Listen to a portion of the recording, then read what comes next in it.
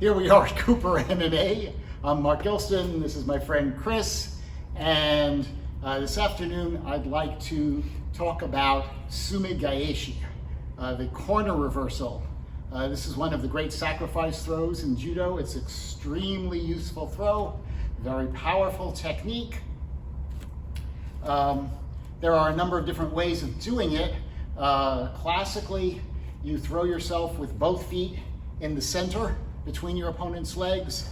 I have always preferred doing it with one leg on the outside. So let's first just demonstrate. Okay.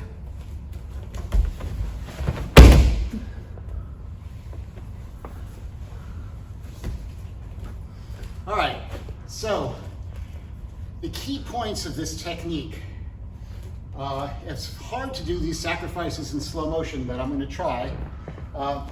It's extremely important that I get my center of gravity below his center of gravity.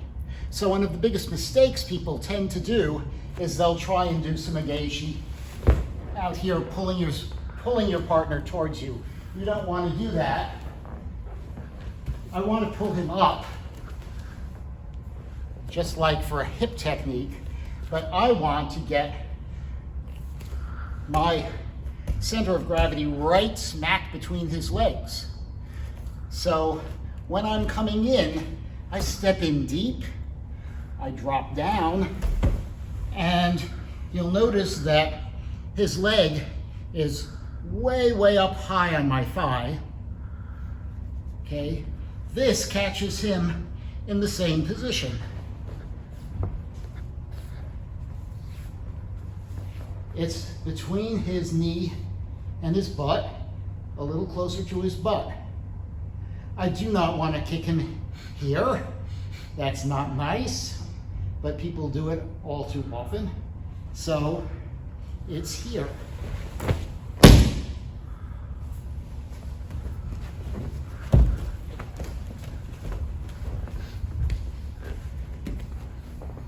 So once again, at more medium speed, lifting him up, stepping in deep. Now, classically, I can get a little bit of a lift with this foot and a little bit of a push with this one as I come down. Okay, so that's the basic Sumi Gaeshi. Because it all depends on me getting deep and on the angle, it's very closely related to the side drop, Yoko Otoshi, which sometimes uses this leg and sometimes doesn't. But Sumi Gaeshi comes forward.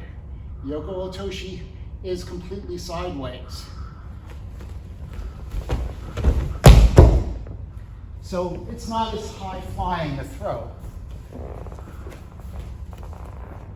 However, a lot of the combinations which end up in one or the other, it really all depends upon how my partner or opponent reacts to what I'm doing. If I'm coming in for Uchimata and he sees that, he's going to raise this foot out of the way. Now he's leaning forward. All of his weight is on the front foot. So Sumi Gaeshi is a very nice follow-up. Okay. Once again.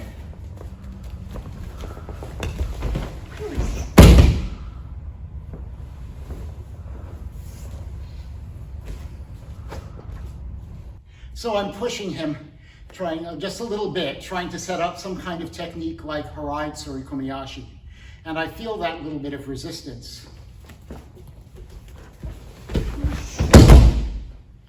That's all I need for a good Sumi Gaeshi. It's still important for me to dive under and to get between his legs.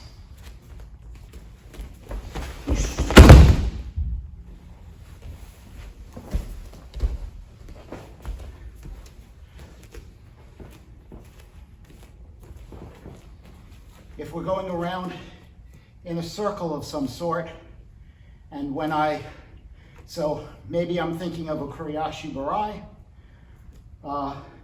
but instead of continuing, he backs away.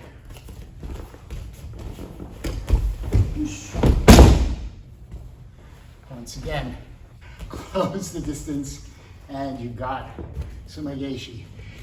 In addition to being a very nice follow-up for all these other techniques, it's also an excellent counter throw for any kind of inside leg sweep. So if he comes in for Ouchigari, as soon as he's committed to it, I'm going to take the fall. It's important, particularly in a Shiai, that I demonstrate that it's my control.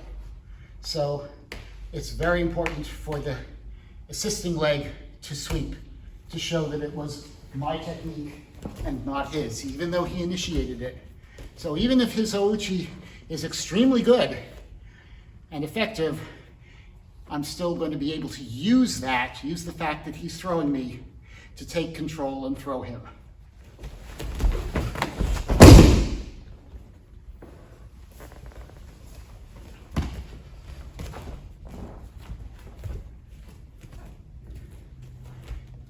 Kouchi works the same way.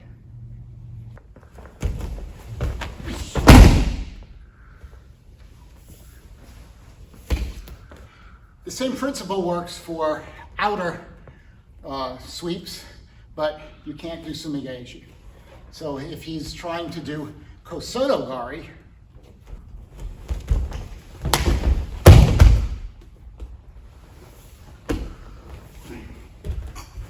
the concept is I take the fact that I'm falling and I use it to my advantage. Okay, so there's some ideas behind Sumi Gaeshi, different applications, follow-up to a combination, as well as a nice counter technique to various foot sweeps. If you like the video, please click like and subscribe to our channel Serioku Zenyo, meaning maximum efficiency. If you click on the bell, you can get the videos as soon as they are posted. Thank you, Chris. Thank you.